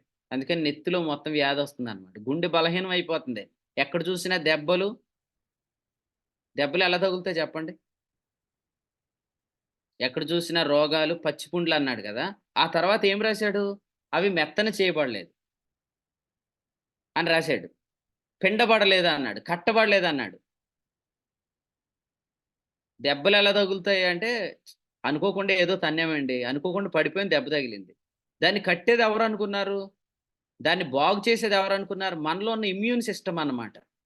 మనలో ఉన్న ఇమ్యూన్ సిస్టమ్ ఎట్లా పనిచేసిద్ది? త్రూ రెస్టే, విశ్రాంతి ద్వారా పనిచేసిద్ది అనమాట. ఇప్పుడు యెషయా గ్రంథం మీరు చదివితే ఎంత క్లియర్గా రాశాడంటే, 6వ వచనంలో, అరికాలు మొదలుకొని తల వరకు స్వస్థత కొంచెమైనను లేదు, ఎక్కడ చూచినాను గాయములు, దెబ్బలు, పచ్చిపుండ్లు, అవి పిండబడలేదు, కట్టబడలేదు, తైలముతో మెత్తన చేయబడలేదు. ఎందుకు అంటే కొంతమంది చూడండి, కాలికి గాయం తగులుతుంది, ఒక 5 నెలలు కూడా గాయం అలాగా ఉంటుంది. ఏంటని అడిగితే ఏం చెప్తున్నారు? నాకు షుగర్ ఉంది బ్రదర్, అందుకనే అయిన పుండు తగ్గట్లేదు, పెరిగిపోతుందని చెప్తున్నారు. నేనేమంటానంటే, ప్రభు ఆత్మ ఏం రాయించాడంటే, మన గాయాలు అనేది ఏదో ఒక రకంగా తగులుతున్నాయి, కానీ అది మాన్పే ఇమ్యూన్ సిస్టము, రెఫీదీము అనుభవము, రాఫా అనుభవము, రెస్ట్ అనుభవము నీ లోపల ఉంది. అందుకని లోపల నుంచి బాగు చేయబడండి. డాక్టర్ దగ్గరికి వెళ్ళినప్పుడు నేను ఇక నుంచి వారానికి వస్తున్నాను కదండి, ఇక నుంచి అర్ధవారానికి వచ్చేస్తానని చెప్పకూడదు. ఇక నీ దగ్గర రానని చెప్పాలి. ఎందుకు రావంటే మీ దగ్గరికి ఎందుకండి బాబు అస్తమాటు అనాలని. డాక్టర్ గారి దగ్గరికి అస్తమాటు వెళ్ళకూడదు. వెళ్ళకుండా ప్రభు మిమ్మల్ని చేయగలడు. ఎలాగంటే బాగు చేయగలడు ప్రభు. కాబట్టి మనం వెళ్తున్న మందిరాలు మనకు స్వస్థత కలిగించే కేంద్రాలుగా చేస్తాడు. దావీదును వెంబడించిన ప్రజలను చూడండి. దావీదు దగ్గరికి ఎవరు వచ్చారు? అప్పుల సమస్యలు ఉన్నవాళ్ళు, వాళ్ళ లైఫ్లో ప్రాబ్లమ్స్ కలిగిన వాళ్ళు అందరూ దావీదు వెంబడి వెళ్ళారు. నేను మిమ్మల్ని ఒక ప్రశ్న అడగనా? నేను కళ్ళజోడు పెట్టుకొని ప్రార్థన చేశాను అనుకో, స్వస్థత ప్రార్థన మీరు యాక్సెప్ట్ చేస్తారా? ప్రస్తుతానికి నా కళ్ళు దేవుని కృప వల్ల బాగున్నాయి. ఫర్ ఎగ్జాంపుల్ నాకు కళ్ళజోడు పడింది, ఎందుకంటే ఎక్కువసేపు లైటింగ్ చూస్తున్నాను కదా. సో నాకు కళ్ళజోడు పడింది. మీరు నా దగ్గరికి వచ్చి అన్న ఇటీవల ఎప్పుడూ లేదు, షుగర్ అటాక్ అయింది అన్న, మా కోసం ప్రార్థన చేయి, నువ్వు ప్రార్థన చేస్తే షుగర్ వెళ్ళిపోద్ది, నాకు నమ్మకం ఉందని వచ్చారనమాట. అప్పుడు మీ భార్య ఏమందంటే, ఆయనకే కళ్ళజోడు పడింది, నువ్వు వెళ్ళి ఆయన్ని చెయ్యేసి ప్రార్థన చేయమంటున్నావు నువ్వు అని అనింది అనమాట. అప్పుడు మీరేం చెప్తారు? ఏం పాయింట్ చెప్పావే, అసలు నేను పెళ్లి చేసుకుంది ఎందుకంటారా? ఇలా చెప్పండి. అబ్రహాము గర్భము తెరవబడాలని ప్రార్థన చేసినప్పటికీ శారా గర్భం ఇంకా తెరవబడలే. అబ్రహాము అన్యరాజు భార్యకు గర్భం తెరవబడాలని ప్రార్థన చేసినప్పటికీ అబ్రహాం ఇంట్లోనే పిల్లలు లేరు. కానీ అబ్రహాం ఫస్ట్ చేసిన హీలింగ్ ప్రేయర్ ఏదైతే స్వస్థత ప్రార్థన ఉందో, అప్పటికి అబ్రహాం లైఫ్లోనే మిరాకిల్ లేదు. యోబు తన పిల్లలందరినీ కోల్పోయి చాలా బాధలో ఉన్నప్పుడు దేవుడు ఏం చెప్పాడంటే యోబుని, నీ స్నేహితుల కొరకు ప్రార్థన చేయమన్నాడు. సో అందుకనే ఇటువంటి పిచ్చి పిచ్చి తలంపులతో లాజికల్గా ఏదో సాధించేశామని అనుకోకండి. దేవుడు చాలా అద్భుతకరుడు. మీకు ఒకటి చెప్తాను, ప్రభువు మీ జీవితంలో ఎటువంటి బలహీనత నుంచి బయటికి తీసుకొస్తాడు. మందిరాన్ని మాత్రం నిర్లక్ష్యం చేయకండి. రొట్టెలు ఇల్లు నిర్లక్ష్యం చేస్తే అనారోగ్య సమస్యలు, అప్పులు, బాధలు అంతే ఉంటాయి. మీరు సంపాదించిందంతా చినిగిపోయిన సంచులు వేసినట్టు అవుతుంది అనమాట. చివరికి మళ్ళీ మీరు ఎంత సంపాదించారయ్యా అంటే లెక్క చెప్తారు, ఎంత మిగిలిందంటే ఏమి మిగలదు అనమాట. ఇక్కడికి రండి, ప్రభు మీకు తృప్తిగా తింటారు. రెండవది, మీకు మిగులు కూడా ఉంటుంది అన్నమాట. మీరు నష్టపోయేది ఉండదు. ఈ పరిచర్యలో, ఈ సంఘంలో, ఈ సహవాసంలో మీరు నష్టపోయేది ఉండదు. అందుని బట్టి ప్రభుకి స్తోత్రం చెల్లిద్దాం. ప్రత్యక్షపు గుడారములో, దేవుని మందిరంలో ఒక వ్యక్తి మందిరం కట్టబడుతున్నప్పుడు వ్యక్తిగతంగా నిర్మించబడుతూ ఉంటాడు అనమాట. సో అది హగ్గై గ్రంథంలో మనం చూస్తున్నప్పుడు మందిరం పాడైంది అన్నప్పుడు వాళ్ళు ఫైనాన్షియల్గా కూడా దెబ్బతినేశారు. అందుకని ఏమంటున్నాడంటే, మీరు మందిరం కట్టండి అయ్యా అంటున్నాడు అనమాట. కాబట్టి ఇక్కడ ఉన్న ప్రతి సేవకుడు కూడా మీరు సంఘాలు కడతాం మాత్రమే కాదు, ఈ సంఘంలో రెగ్యులర్గా వాక్యం వింటున్న వారిని అబ్జర్వ్ చేయండి. వాళ్ళు దేవుడు ఎలాగూ అభివృద్ధిలోకి తెస్తున్నాడో, వాళ్ళని ఎలాగూ ఆర్థికంగా, ఆరోగ్యపరంగా అన్ని విషయాలు వర్ధిల్లుతున్నారో మీరు ఆలోచన చేసి ప్రభుని స్తుతించండి. యోహాను 3:2 ప్రకారం మా సంఘానికి వచ్చిన వాళ్ళందరికీ రోగాలు ఉన్నాయని చెప్పుకోకూడదు. మా సంఘానికి వచ్చిన వాళ్ళందరూ రోగాలతో వచ్చారు, కానీ ఇప్పుడు ప్రతి రోగం నుంచి విడుదల పొందారు అని చెప్పాలి. సో అది దేవుడు మనకిస్తున్న గొప్ప అనుభవం. ఆఖరి మాట ఏంటంటే, దేవుని మందిరంలో విశ్వాస సంబంధమైన దేవుని ఏర్పాటు ఉంటే అందులో బెన్యామీను కూడా స్థలం దొరికిద్ది. సో బెన్యామీన్ గురించి మనం చాలాసార్లు చెప్పుకుంటున్నాం. ఇది ఎండ్ టైమ్ జనరేషన్ అని చెప్పుకుంటున్నాం. అంటే సంఘయుగములో ఆఖరి తరం. సంఘయుగములో ఆఖరి తరం ఎవరంటే, ప్రకటన గ్రంథం 3వ అధ్యాయం 20వ వచనంలో చెప్పినట్లుగా యేసుక్రీస్తు ప్రభువును సంఘములో కేంద్రములో ఉంచడానికి తలుపు తీసే తరం. ఎండ్ టైమ్ జనరేషన్ అంటే అది బెంజమిన్ జనరేషన్, అది బెన్యామీను తరము అని మనం చాలాసార్లు నేర్చుకుంటున్నాం. ప్రకటన గ్రంథంలో 3వ అధ్యాయము 20వ వచనంలో ప్రభు తలుపునద్దు ఉన్నప్పుడు ఆయన కొరకు తలుపు తీసి ఆయనను మధ్యలోనికి రానిచ్చే తరమే బెన్యామీను తరం. బెన్యామీను ఎక్కడ పొందాడు స్థలం చెప్పండి? బెన్యామీను తన స్వాస్థ్యం ఎక్కడ పొందాడు? ఇందాక చెప్పాను, మళ్ళీ అడుగుతున్నాను. యూదా వంశస్థులకు యోసేపు వంశస్థులకు మధ్య. ఎస్, మధ్యలో పొందాడు. సో యోదా వంశస్థులకు యోసేపు వంశస్థులకు మధ్యలో బెన్యామీను తరానికి లేదా బెన్యామీను గోత్రానికి దేవుడు స్థలం ఇచ్చాడు. సో వీళ్ళు కూడా ఏం చేస్తున్నారంటే బెన్యామీన్ గోత్రం వారు సంఘములో క్రీస్తుకు కేంద్ర స్థానం ఇస్తున్నారు. సో ఎండ్ టైమ్ జనరేషన్ ఎలాంటిదంటే ఆ, ఇది ఇశ్రాయేలు చేరికకు ముందుండే తరం. ఇప్పుడు సంఘం ఎత్తబడగానే నెక్స్ట్ జరిగే కార్యం అంతా ఎక్కడ, పరిశుద్ధాత్ముడు ఎక్కడ పని చేయబోతున్నాడు? ఇశ్రాయేలీల్లో. అయితే ఇశ్రాయేలీల యొక్క చెవి అంటే షిమియోనుకు విడుదల కలిగే ముందు యోసేపు ఏమన్నాడంటే, మీరు వెళ్ళి బెన్యామీను తీసుకురండి అన్నాడు. సో దేవుడు ఆల్రెడీ బెంజమిన్ జనరేషన్ లేపాడు. ఇప్పుడు సేవ చేస్తున్న మనమంతా కూడా బెంజమిన్ జనరేషనే. బెన్యామీను అంటే యవ్వన తరము అని అర్థం. యవ్వన తరం చేసే పని ఏంటంటే, వారు మిక్సింగ్ మినిస్ట్రీని వారు పాతి పెడతారు. అననీయ సప్పీరాను పాతిపెట్టిన యవనస్తులు అంటే కలిపి చెరిపేడి బోధను పాతి పెడతారు. మీరు అపోస్తుల కార్యాల గ్రంథం 6వ అధ్యాయం చదవండి. 6వ అధ్యాయంలో శిష్యుల సంఖ్య విస్తరించింది. దానికి ముందు 5వ అధ్యాయంలో కలిపి చెరిపేడి పరిచర్య పాతి పెట్టబడింది. కాబట్టి బెన్యామీను తరము పనిచేస్తుంటుండగా ఈ దినాల్లో సంఘాలలో శిష్యుల సంఖ్య విస్తరించింది. శిష్యుల సంఖ్య అంటే అర్థం ఏంటంటే క్రీస్తును నేర్చుకునే వారి సంఖ్య విస్తరించింది. ఇప్పుడు చాలా మందిని చూసి మీరేం ఆశ్చర్యపోకండి. ఇక్కడ జనమందరూ అక్కడికి వెళ్తున్నారు, అక్కడ జనమందరూ ఇక్కడికి వస్తున్నారు. అంతే తప్ప వ్యక్తిలో క్వాలిటీ ఏం పెరగట్లే. మీరు చూడండి, మొన్నటిదాకా రాజమండ్రిలో ఉన్న పాస్టర్ గారు విజయవాడ వెళ్ళాడు. విజయవాడలో అంతకుముందు ఓ పాస్టర్ గారిని పట్టించారు కదా, మంది ఏదో తాగుతున్నాడని పట్టించారనమాట. పట్టిస్తే ఏం జరిగిందంటే ఆ మందిరంలో జనమందరూ చెదిరిపోయారు అనమాట. చెదిరిపోయిన వాళ్ళని పంచుకున్నారనమాట. పంచుకున్న వాళ్ళు రాజమండ్రి నుంచి వెళ్ళిన ఆయన కొంతమంది ఎక్కువ మంది పంచుకున్నాడు.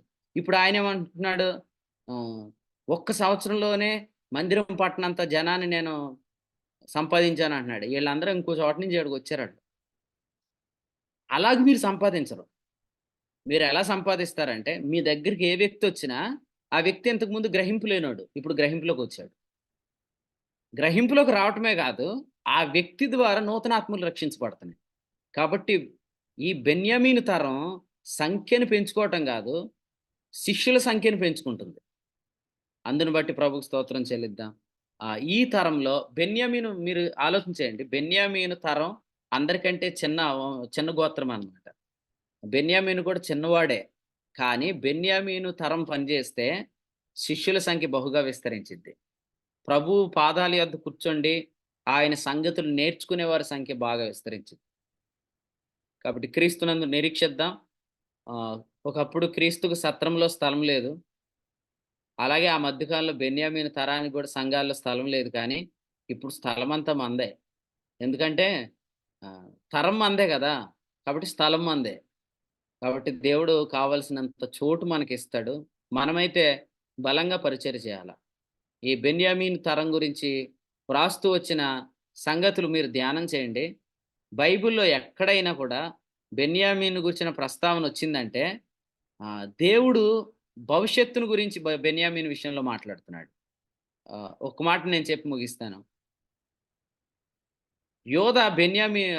యోధా సందర్భంలో బెన్యామీను తీసుకురమ్మని యోసేపు చెప్పినప్పుడు యోధా ఒక మాట అంటాడు, నా పిల్లలనైనా నీ దగ్గర ఉంచుతా డాడీ, నువ్వు బెన్యామీన్ని అప్పగించు, నేను తీసుకెళ్ళకపోతే యోసేపు నన్ను రానీయడు అంటాడు. సో యోసేపు బెన్యామీను కోరుకున్నాడు, యోధా బెన్యామీను తీసుకొని వెళ్ళాలనుకున్నాడు. సో బెన్యామీన్కి ఇప్పుడు యోధాకు యోసేపుకి మధ్యలో స్థలం దొరికింది. కాబట్టి ఇంకా చెప్పాలంటే వీళ్ళిద్దరి మధ్యలో బెన్యామీను క్షేమంగా ఉంటాడని దేవుడు బెన్యామీను వాళ్ళిద్దరి మధ్యలో ఉంచాడు. కాబట్టి ఈ విషయాలు ఆలోచించండి. దేవుడు ఈ తరాన్ని లేపటమే కాదు, ఈ తరాన్ని కాపాడే పనిలో కూడా ఉన్నాడు. ఎందుకంటే మన మీద చాలా అటాక్ ఉంది. ఎందుకంటే ఈ ఎండ్ టైమ్ జనరేషన్లో జరిగే సేవ అంతా కూడా ఈ యవ్వన తరం ద్వారానే దేవుడు చేస్తాడు. యవ్వన తరం అంటే సుమారు కనీసం 80 సంవత్సరాలు ఉండొచ్చా అని అడగొద్దు. ఉండొచ్చు, తప్పేం లేదు. 85 ఉన్న కాలేబు యవనస్తుడే. మీకు 85 వచ్చినా మీరు బెన్యామీన్ తరమే. కాబట్టి ఈయన యవ్వన తరం అంటున్నాడు కదా, మేము సీలింగ్ వేసుకుంటున్నాం, అత్తమాట సీలింగ్ వేసుకునే వాళ్ళు పనిచేయరు అనుకోకండి. సీలింగ్ వేసిన వాళ్ళు కూడా పనిచేస్తారు. బెన్యామీన్ తరమే మీరు అందరూ కూడా. ఓకే, తలకు రంగు వేసుకునే వాళ్ళు కూడా బెన్యామీన్ తరమే. ఎందుకంటే 85 ఏండ్లు వచ్చినా కూడా కాలేబు యవనస్తుడే. కాబట్టి మీరందరూ ఈ తరంలో చేరి ఆత్మతో నింపబడి పరిచర్య చేయుదురుగాక. త్వరలో షిమ్యోనుకు విడుదల కలగబోతుంది. కాబట్టి ఇశ్రాయేలు చెవి బాగు చేయబడబోతుంది. ఇశ్రాయేలీలు రక్షించబడబోతున్నారు. యెరూషలేము రాజధానిగా ప్రపంచాన్ని ఇశ్రాయేలు ఏలబోతుంది. దానికి ముందు సంఘం కొనుక్కోబడబోతుంది. సంఘం కొనిపోయే ముందు తరమే మన తరం. సో, ఈ తరంలో ప్రభు మిమ్మల్ని బలంగా వాడుకొనును గాక. దేవుడు మిమ్మల్ని ఆశ్చర్యంగా కాపాడతాడు. సూపర్ న్యాచురల్ వేలో దేవుడు మిమ్మల్ని కాపాడతాడు. మీ మీద న్యాచురల్ అటాక్సే జరుగుతాయి. అయితే దేవుడు మిమ్మల్ని సూపర్ న్యాచురల్‌లో మిమ్మల్ని కాపాడుతాడు. కాబట్టి దేవుని ప్రొటెక్షన్ చాలా అద్భుతంగా ఉంటది. మీరైతే ధైర్యంగా సేవ జరిగించండి. ప్రభు ఈ తలంపులు మన కొరకై దీవించును గాక. ఆమేన్. ఆమేన్. యోషువ గ్రంథం 18వ అధ్యాయం ద్వారా దేవుడు మరొక విలువైనటువంటి వర్తమానం ద్వారా దేవుని సేవకులను వాడుకొని మాట్లాడారు. ఆ యొక్క స్వాస్థ్యం పొందని 7 గోత్రాలలో గురించి, అలాగే వారిలో బెన్యామీన్‌కి ఇచ్చినటువంటి స్వాస్థ్యాన్ని గురించి, యోధా వంశస్థులకి అలాగే యోసేపు కుమారులకి మధ్యలో స్వాస్థ్యాన్ని పొందినటువంటి బెన్యామీన్ గురించి మాట్లాడుతూ మనతో ఈ రోజున సంఘం యొక్క ప్రాముఖ్యత గురించి మనం చాలా నేర్చుకున్నాం. ఎందుకంటే దైవభక్తి అనేది అది ఎప్పటి జీవం విషయంలో, రాబో జీవం విషయంలోని వాగ్దానం అని, స్వాస్థ్యం గురించి సంఘం అనేది నిరీక్షణ కలిగించాలని, హృదయ పవిత్రత ద్వారా సంఘంలో చేర్చబడినటువంటి మనం మనస్సాక్షి శుద్ధి చేయబడితే ఆత్మ నడిపింపు ద్వారా క్రీస్తులో ఉన్నటువంటి స్వాస్థ్యాన్ని మనం స్వతంత్రించుకుంటామని, ఎప్పుడైతే ఆ స్వాస్థ్యాన్ని గురించినటువంటి జీవాన్ని గురించిన నిరీక్షణ కలిగించే విశ్వాసకి ఎప్పుడైతే కలిగిస్తుందో నిరీక్షణ, అప్పుడు ఆ సంఘం నిర్మించబడుతుంది. అలాగే ఆ సంఘంలో ఉన్నటువంటి వ్యక్తులు కూడా అన్ని విషయాల్లో ఆర్థికంగా కానీ, అన్ని విషయాల్లో ఆరోగ్యపరంగా, అన్ని విషయాల్లో కూడా వారు నిర్మించబడతారు అన్న విషయాన్ని కూడా మన యొక్క వర్తమానం ద్వారా నేర్చుకున్నాం. అలాగే బెన్యామీన్ తరం గురించి కూడా మనం నేర్చుకున్నాం. బెన్యామీన్ తరం అనగా అది యవన తరం అని, కలిపి చేర్పడి బోధనలు అది పాతిపెట్టే తరం అని, అలాగే క్రీస్తు తలుపునొద్ద ఉన్నటువంటి ఈరోజు సంఘాల్లో తలుపునొద్ద ఉన్నటువంటి క్రీస్తుని సంఘం మధ్యలో నిలబెట్టే తరం అని, అలాగే శిష్యుల సంఖ్య పెంచే తరం అని, ఆ యొక్క తరంలో మనల్ని అందరినీ నిలబెట్టినటువంటి ప్రభుని గుర్చినటువంటి సంగతులు, మరి ఈ యొక్క తరం ద్వారా జరగబోయే పరిచయం గురించి మరి చాలా శ్రేష్టంగా ఈ యొక్క వర్తమానం ద్వారా దేవుని సేవకుల ద్వారా వాడుకొని పరిశుద్ధాత్మ సహాయంతో దేవుడు మనకు వర్తమానం అందించారు. విలువైన వర్తమానం అందించిన దేవుని సేవకులు కూడి పక్షంగా ప్రభునాలు వందనాలు తెలియజేస్తున్నాను. థామస్ ఉన్నట్లయితే ముగింపు ప్రార్థన చేస్తారు. థామస్ ఈ యొక్క కూడికలో ప్రారంభ ప్రార్థన చేసి కీర్తనలు పాడి వాక్యం చదివి సహకరించి వాక్య సాధన ప్రార్థించిన ప్రియులకు ప్రభునాలో వందనాలు తెలియజేస్తున్నాను. ఈరోజు సాయంత్రం మరి కుమారదేవంలోనూ అలాగే రాజమండ్రిలోనూ శ్రీని గారి గృహం వద్ద జరగబోయే కూడికల నిమిత్తం ప్రార్థించేయండి. అలాగే శనివారం దేవుని సేవకులు మరి సేవకులుగా మరి ప్రతిష్ఠ చేయబడి 3 సంవత్సరాలు పూర్తవుతుంది కాబట్టి ప్రత్యేకమైనటువంటి కూడిక ఉంది ఆ రోజున జగన్నాథపురం స్థానిక సంఘంలో ఉదయం, మధ్యాహ్నం, రాత్రికాల సమయంలో ఓపెన్ మీటింగ్ కూడా ఉంది. కాబట్టి ఈ విషయాలు అన్ని జ్ఞాపకం చేసుకుని జరగబోయే పరిచయం నిమిత్తం ప్రార్థించవలసింది కోరుచున్నాను. ఇప్పటివరకు ఆసక్తిగా వర్తమానమైన ప్రియులకు కూడా ప్రభునామములో వందనాలు తెలియజేస్తున్నాను. థామస్ జగన్నాథపురం స్థానిక సంఘానికి చెందిన ప్రియులు థామస్ ముగింపు ప్రార్థన చేస్తారు. కూడికను ముగింపు చేసుకున్నాం. వందనాలు థామస్. వందనాలండి.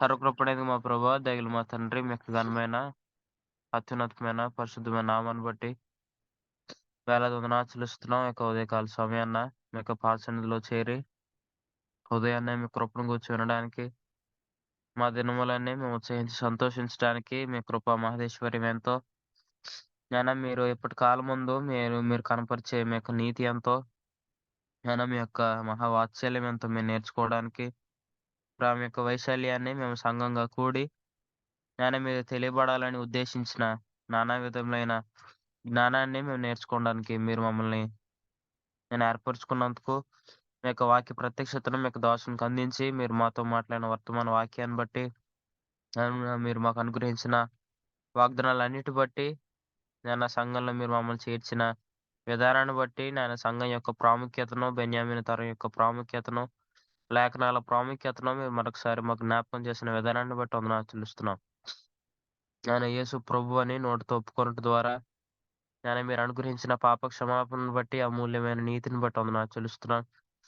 నేను స్వాస్థ్యమైనదని ఎరిగి నేను స్వాస్థ్యం ఉన్నదని ఒప్పుకోవడం ద్వారా, బాప్తిస్మం ద్వారా సంఘంలో చేర్చబడడానికి, నేను 4 నదుల అనుభవాన్ని మేము అనుభవించడానికి, మీరు సంఘం అనే ఒక గొప్ప వ్యవస్థలో, గొప్ప నాయన స్థాపనలో మీరు మమ్మల్ని చేర్చినందుకు వందనాలు చెల్లిస్తున్నాం. నాయన హృదయ పవిత్రత చేత మేము ఆత్మను పొంది ఉంటుండగా, మంచి మనస్సాక్షి చేత ఆత్మ నడిపింపు కలిగి, ఆత్మ వరాలు కలిగి, ఆత్మ సహాయం కలిగి, నాయన మేము నడిపించబడ్డానికి, నాయన ఆత్మ వరాల చేత సంఘానికి, సమాజానికి పరిచర్య చేయడానికి మీరు మాకు అనుగ్రహించిన నాయన నిరీక్షణను బట్టి వందనాలు చెల్లిస్తున్నాం. నాయన దైవ భక్తిలో ఇప్పుడు జీవానికి వచ్చిన నిరీక్షణ మీరు మాకు కలిగిస్తూ, ఆక్షేపించబడిన భక్తిని ఆచరించేవారుగా, అనుసరించేవారుగా మీరు మమ్మల్ని ఏర్పరచుకున్నందుకు వందనాలు చెల్లిస్తున్నాం.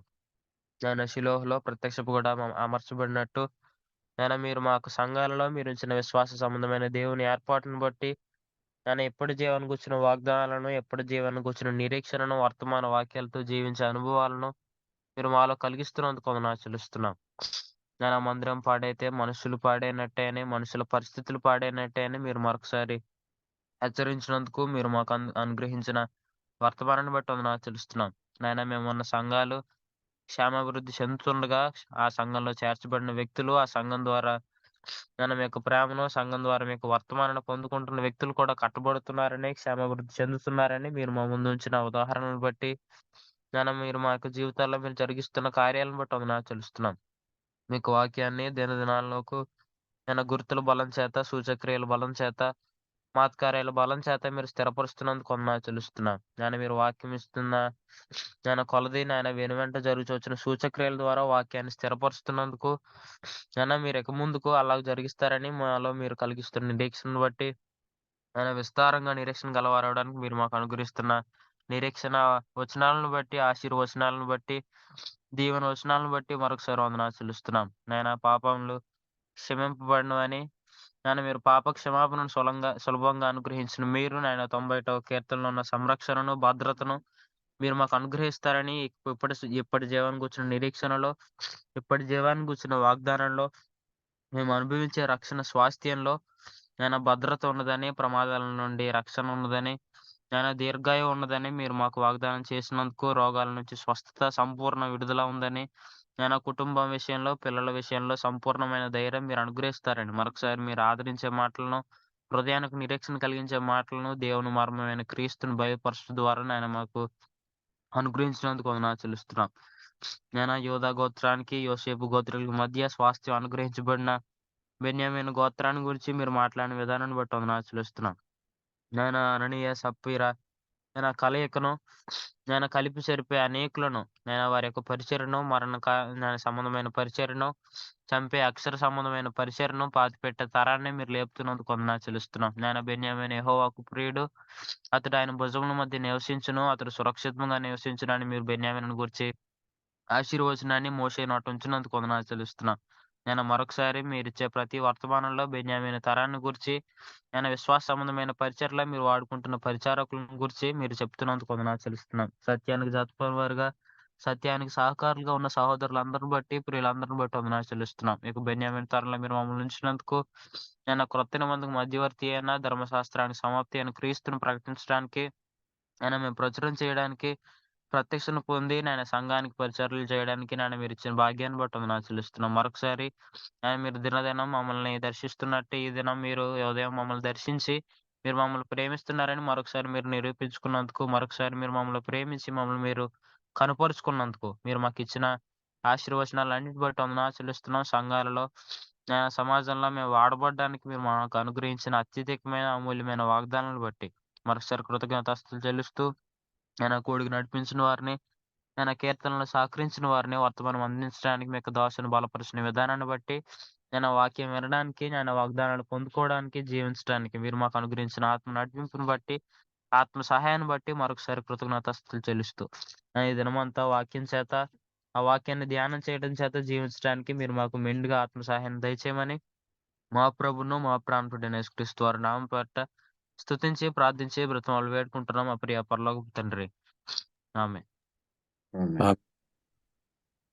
ఆమెన్. ముగింపు ప్రార్థన చేసిన థామస్ కి అలాగే కూడికలోని ప్రియులందరికీ వందనాలు. ఒకరికొకరు వందనాలు తెలియజేసుకున్న అనంతరం ఈ కూడిక ముగించబడుతుంది. అందరికీ వందనాలండి. అందరికీ వందనాలు. ప్రభు అయిన యేసుక్రీస్తు నామములో అందరికీ వందనాలండి. అందరికీ వందనాలండి. ప్రభు అయిన యేసుక్రీస్తు నామములో అందరికీ వందనాలు. అందరికీ వందనాలు. అందరికీ వందనాలు. అందరికీ వందనాలండి.